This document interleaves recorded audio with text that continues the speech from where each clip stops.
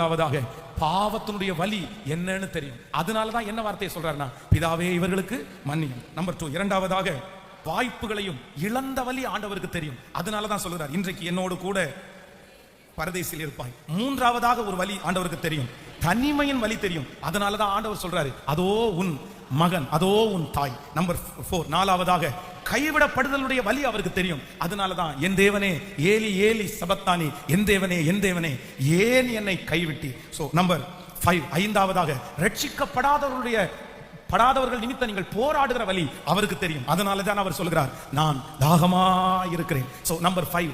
Number 6, ஆறாவதாக முடிவிற்காக எதிர்பார்த்திருக்கிறவருடைய வலி அவருக்கு தெரியும். அதனாலதான் அவர் சொல்கிறார், எல்லாம் முடிந்தது என்று சொல்லுகிறார். நம்பர் 7, ஒப்பு கொடுத்து கமிட் பண்ணி அதை செய்ய முடியாம தவிக்கிறவங்களுடைய வலி அவருக்கு தெரியும். அதனாலதான் தன்னுடைய வாழ்க்கையே ஒப்பு கொடுத்துட்டேன், இனி ஜெயம் என்று கர்த்தர் சொல்லுகிறார்.